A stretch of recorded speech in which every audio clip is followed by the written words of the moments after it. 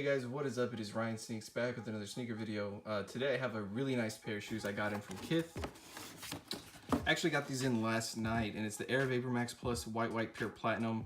Retail only is $190, which is a complete, like, that's not really a steal, that's retail, but for this pair, I mean, you're getting a lot more extra added to the sneaker than the original Flyknit version. So I think that's a great deal. Now here's the sneaker itself. This one is a little bit something out of my comfort range in wearing with sneakers. It's a little bit too chunky for me.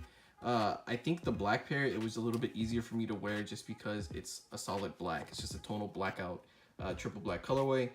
This one with the white, it just looks really chunky, but I like it, which is a little bit weird because, like I said, it's something out of my comfort range. I don't really like wearing something too chunky.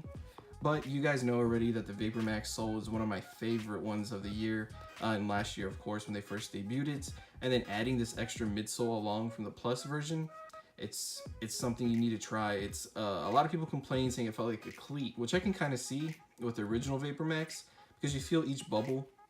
With the midsole, that takes that away, and you feel the midsole pretty much, and then you get the ride of the Vapormax sole. So I'm super impressed with the Air Vapormax Plus. They did release these in a silver colorway as well, which is another part of their tonal ones.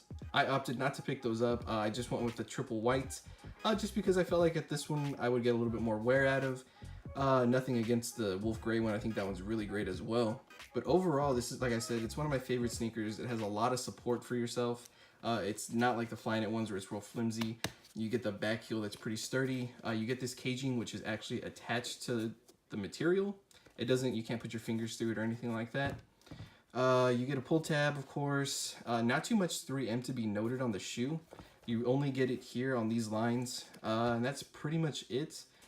Besides that, though, I mean, I'm really in love with this sneaker right here.